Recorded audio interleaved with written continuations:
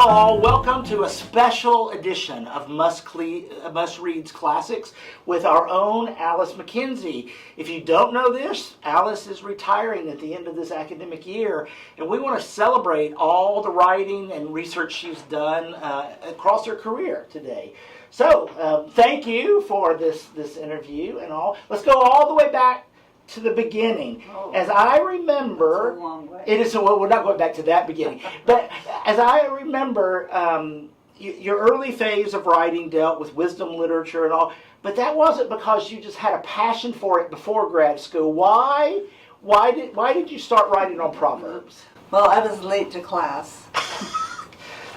So some things have not changed in your whole life. Exactly. Yeah. I was late to class. I should be able to blame it on my then young children, but it was really just me. I was late. I trudged up the steps of Stewart Hall at Princeton Seminary with my 12-pound portable computer.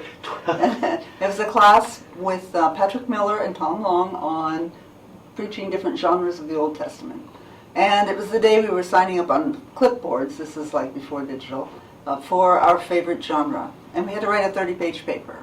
And everything was taken by the time I got there. Except for? Apocalyptic was even taken. Oh. And Leviticus. And so the only thing was a lone little genre at the bottom of the sheet, Proverbs. So I thought he was my friend Scott elbowed me and he said, well, good luck getting a sermon out of a one-liner, McKenzie. But as it turned out... You've got a career out of one-liners. That's right. I went to the library. It was the shortest bibliography, and they actually proved to be pretty interesting. Yeah. So how many books total have you written that deal with wisdom literature as a focus? I can think of... Let's see. Well, there'd be the first one. The first one, Preaching Proverbs. Preaching Proverbs. And, and that grew out of your dissertation, right? It did. Okay. It did.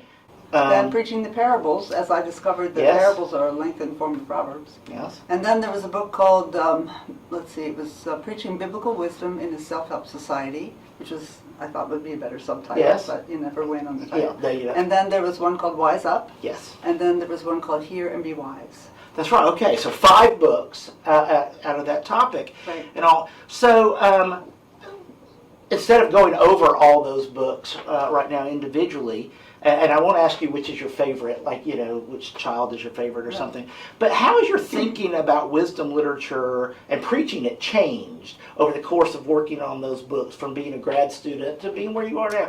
Because I know it's a theme that still shows up in other works, too. Right. So how was my thinking about preaching changed? In relation to, Okay. Well, I think what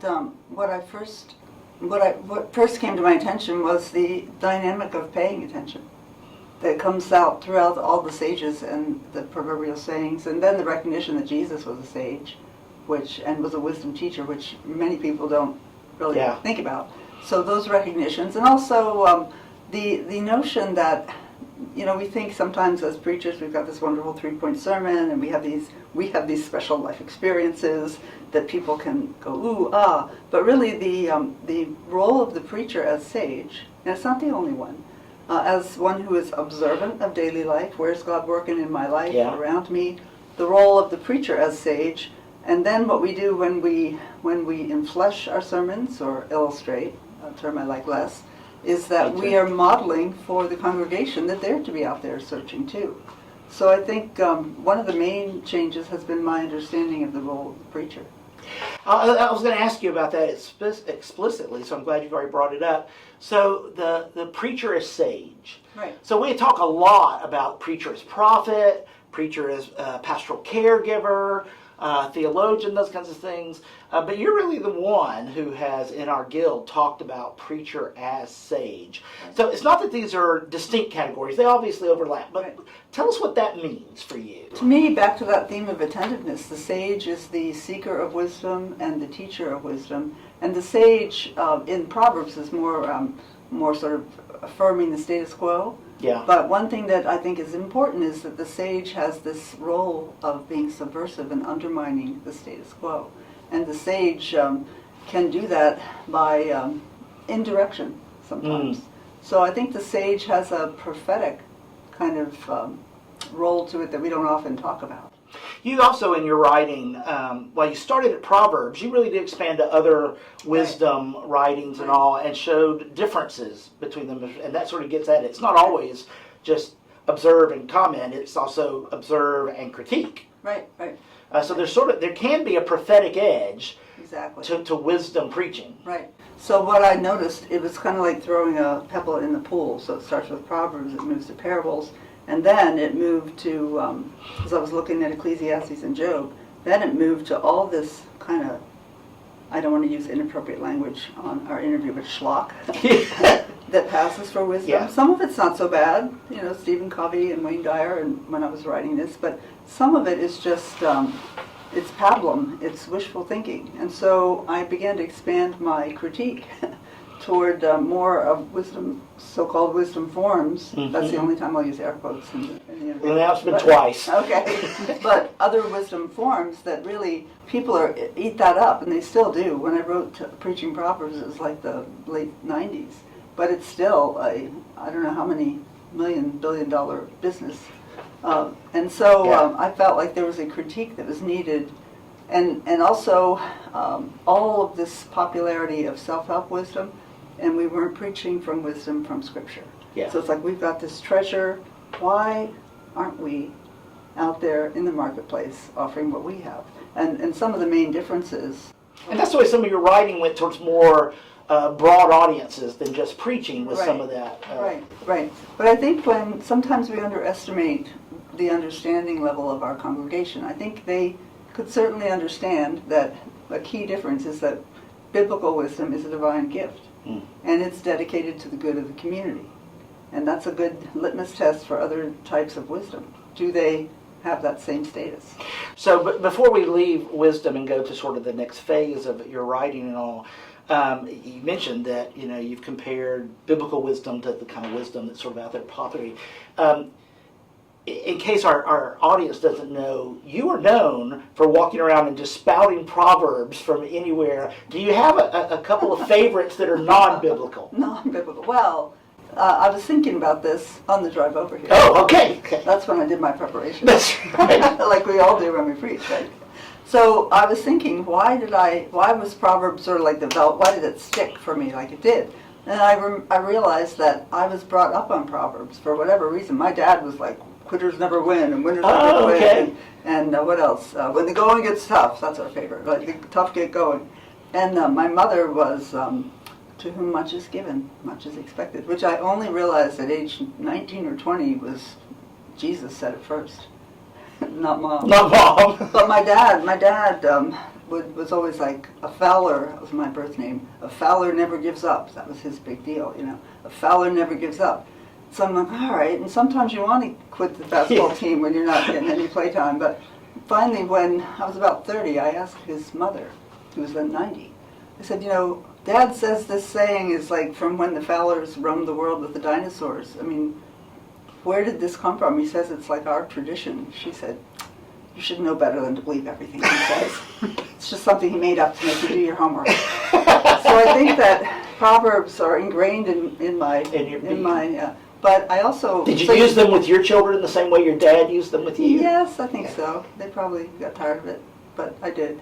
Well, they're going to come in for interviews later. We're going to find out. So you want a non-biblical favorite? Yeah, There were a couple of them. Okay, just give a few. Yeah, a few non-biblical favorites. I like the German proverb, she is not rich who hath much, but who wants little. It's kind of a serious one. That's very nice. Yes. What else? The squeaky wheel gets the grease. Actually, the more amusing ones are the biblical ones. Yeah. There are some that are transcultural that come up in different forms. Here's a funny one. He who is burned by the hot soup blows on the cold yogurt. So they're very, I know it's kind That's of, great. It's like, oh, okay. I never heard that. Yeah, so there are, every culture, except maybe one or two, has had proverbs, because if you can't read and write, it's a memorable form. Any biblical ones that you go back to over and over again? Because I mean, you obviously know the breadth well. Right. Well, some of the more serious ones are like trust in the Lord with all your heart and do not rely on your own instincts. But then I like some of the more amusing ones, like as one who grabs a passing dog by the ears, so is she who meddles in the quarrel of another.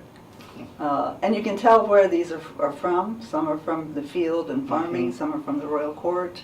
Like, don't go into a banquet and sit at the highest seat because you're going to be put down to the lower one. I'll stop after one more. No, shouldn't wind me up and this is what I deal with every day. One of my favorites is like clouds and wind without rain, so is he who boasts of a gift never given. And then I have several that I've made up. And we definitely want to hear one that you attribute to Bible, but okay. no, just any you've made up. I've made up. Oh, okay. It's not all about you. Your students hear that one often. They do. They do. The Holy Spirit is available for consultation at times other than Saturday night at 11 o'clock. All preachers need to hear that one and be reminded of When it. you work on a sermon, you're working on yourself.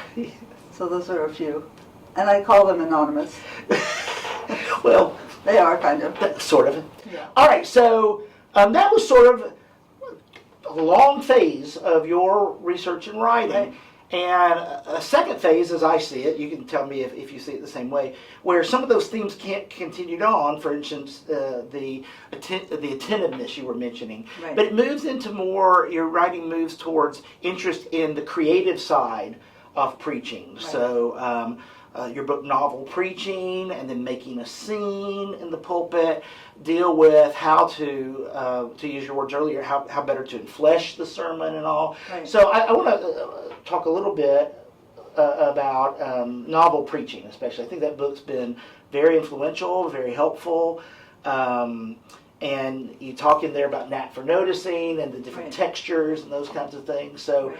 I assume that book still lives with you in many ways. It does. And in the book, I talk about a lunch I had with C.W. Smith, which is where the knack for noticing term Yes. came from. He should patent it. I owe him. But we were having lunch, and he was the chair of the English department at SMU. And he said, I spend my life teaching 18-year-olds about creative writing. He said, and the first thing I have to do is to get them to notice what they see. And the second thing is to have the confidence that there's some significance to what they've noticed. So novel preaching came out of, I guess, my attentiveness to my own strange ways of thinking, and I would come up with an analogy, like we all do. But you often don't write them down. Yeah. Or I would come up with, that would be a great preachable insight, or that would really make it pop.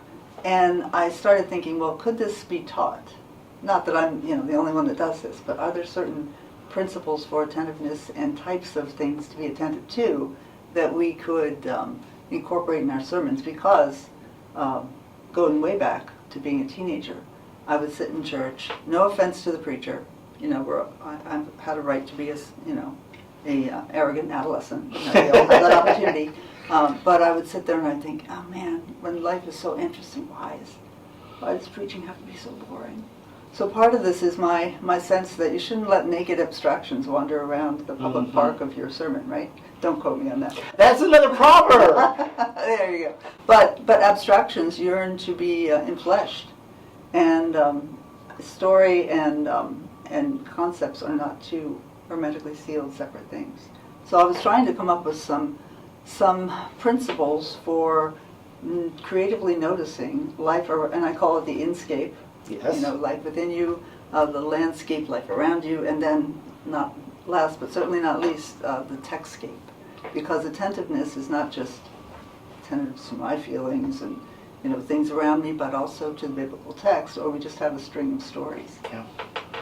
And so, as I read it, Making a Scene builds on that, but goes in a different direction. So Right. talk to us about, which, by the way, if people don't know, that book grew out of the prestigious lecture, the Beecher lectures you gave at Yale. Right, yeah, they did.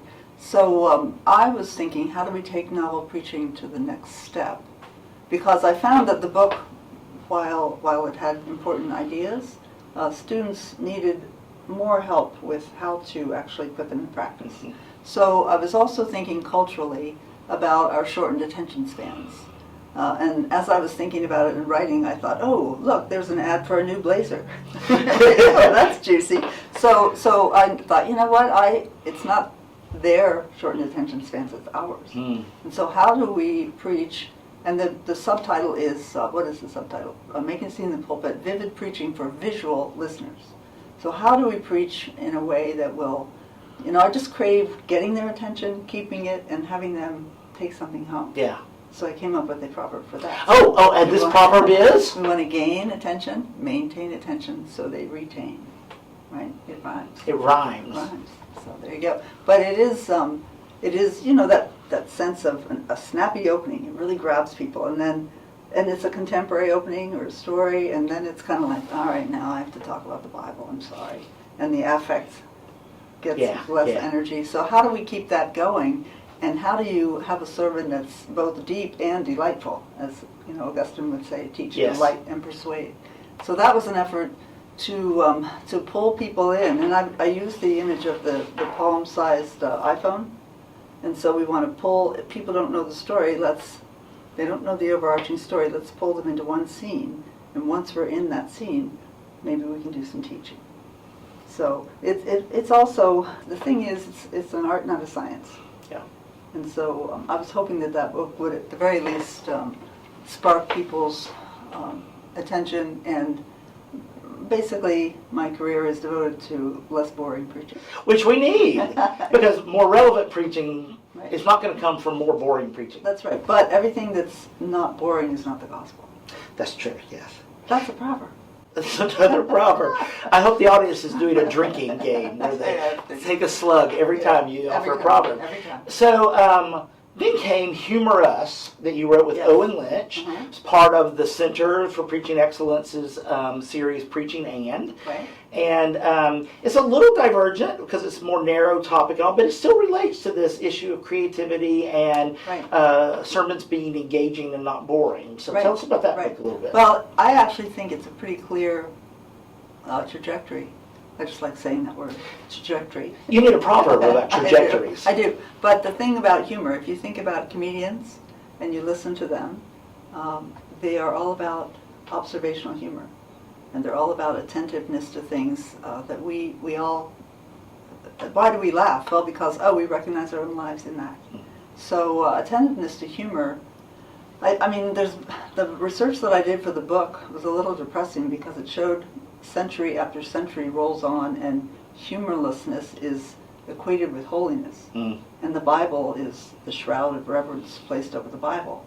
And so we were really, Owen and I were really trying to help people train their attentiveness on the fact that, hey, it's okay to see humor in the Bible and in life. And in fact, theologically, it's eschatological because we believe, not like a stick-on-bow kind of ending, but we do believe that there is going to be a positive outcome. So why can we not have joy and see comedy in the present? But it's sometimes a tough sell because it can be done so badly. Yeah, I mean, so often it's just the opening joke or something, but you push beyond just... I mean, there's some talk in the book about it does help let down defenses and all, so you hear, but you go beyond that in terms of celebrating the gospel. Right. And there's a lot of funny stuff in the Bible. If you Funniest proverb?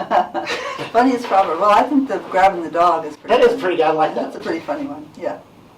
So I'm assuming this trajectory will continue. So you're retiring from teaching and from faculty committees, but you're going to continue writing. And so a book I know you're thinking about down the future, it relates to mystery novels and all of what preachers can learn. So that seems to be in the same sort of observing things and trajectory of creativity. So I know that book's in the distant future. We're going to come back to one you're working on more now. But you want to say anything about that, just the nascent idea you've got? The nascent idea is that it's probably partly just an excuse to watch to watch mystery episodes. Well, but that's okay. If you can deduct Netflix from your taxes because it's research. Right. But it is, to me, there's a lot of artistry in, I've never written a mystery novel, but when you're reading a good one, and there's artistry in this building suspense and in the clues that are collected along the way, like the red herring, the misdirection.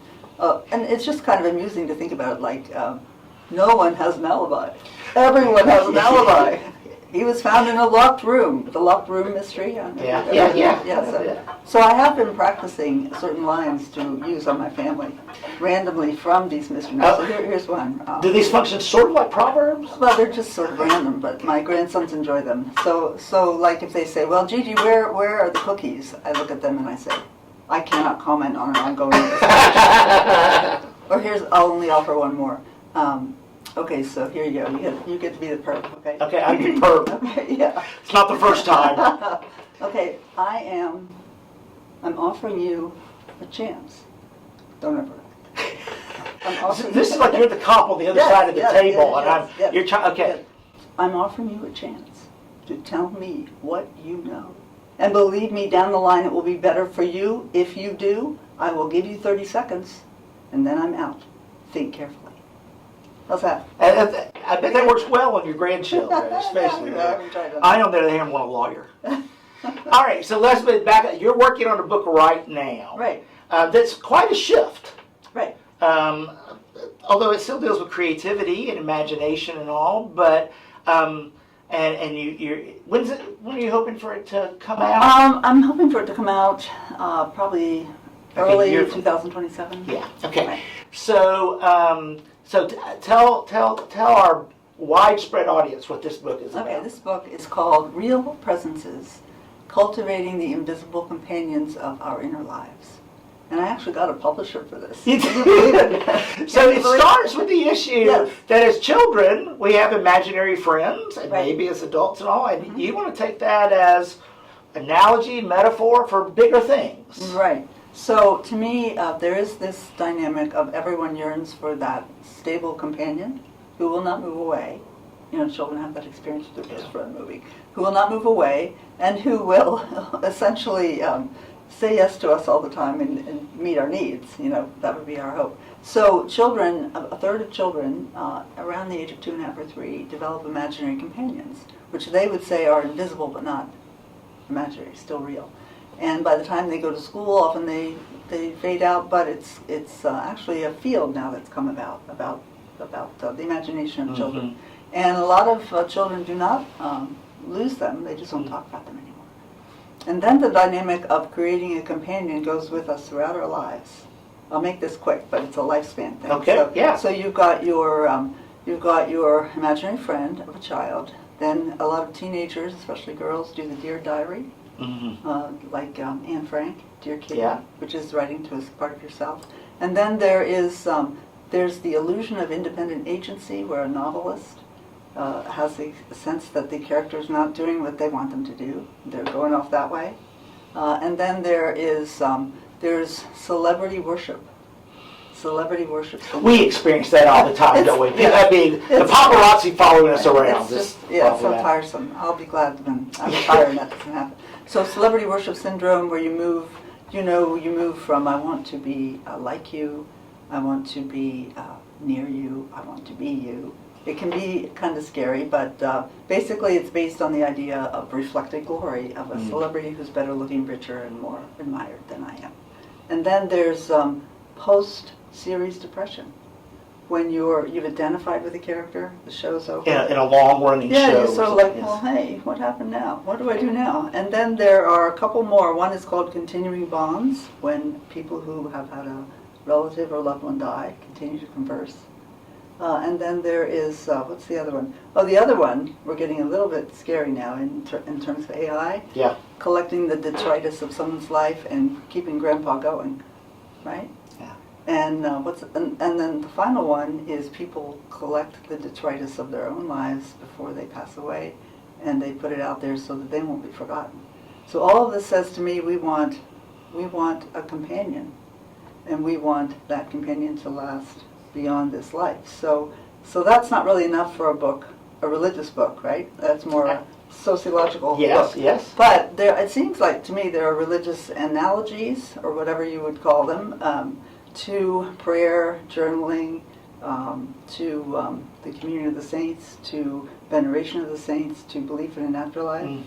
And all this leading up to perhaps the notion that Jesus, Jesus is an imaginary friend that no one would invent, because he doesn't really do what we want and challenges us, and we have to sacrifice. So the notion of Jesus as invisible but real. And I'm going to also do honor to some other religions. We're not the only one. So that's in a nutshell. So it's less a preaching book, but there is a spiritual, theological element of this built on this sort of interest. So I hope readers will get this when it comes out and share it with their churches, because I can imagine study groups around this and enjoying it. And thinking about what are parishioners internalizing? What are the internal conversations as we're preaching? So I'm hoping to Will you? A little bit about that. I know you're wanting to get out of here so badly, but will you come back and do a webinar Sure. on these books and will. all for us?